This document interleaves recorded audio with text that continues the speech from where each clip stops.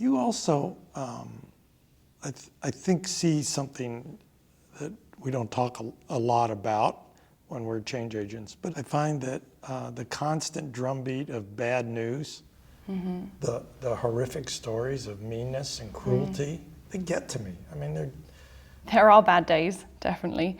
There are definitely moments when, if I've been researching something particularly horrific and problematic, like slavery, human trafficking. Those days are often ones where I literally just go home, I lie on the floor and I stare at the ceiling for about half an hour before I finally figure out I need to call someone to talk me off the ledge.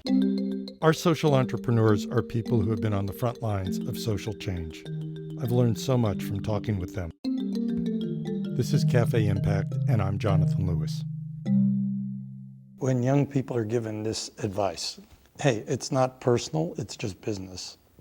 Usually there's something, that they've been given harsh criticism, or they've been disappointed, or the fundraisers turned them down, or how can somebody not take rejection personally? Come on, that to me is just blatant nonsense.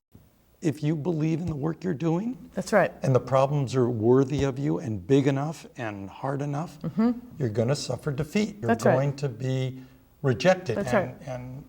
But hello, if you're listening, I always take it personally. When I was doing policy work, I was often the only person in the room that was, Latina, that was younger, and it was intimidating. And I had a mentor, the woman who hired me, who would always tell me, but you know this.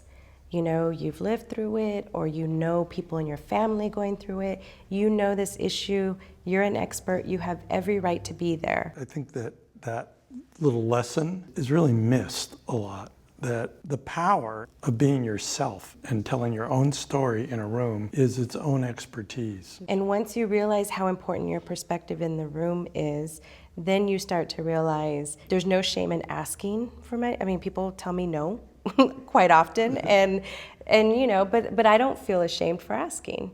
When you're turned down by a funder or you lose a grant, is this personal business? Yeah, you can't help but take it personally, but persistence over time matters a lot. One of my biggest fundraising tips is, unless somebody just absolutely vehemently to your face screaming and yelling tells you no, they're really just saying not yet.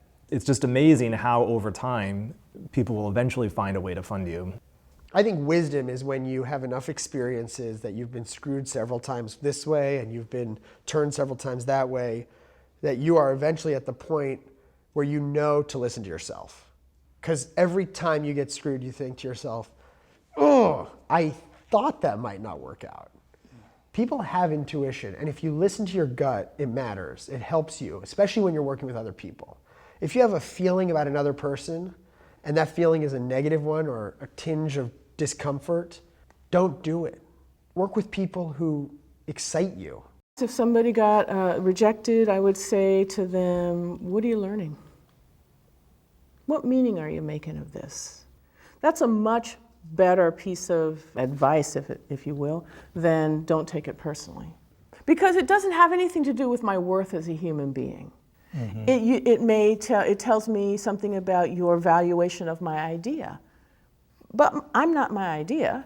Our projects or our passions are not us.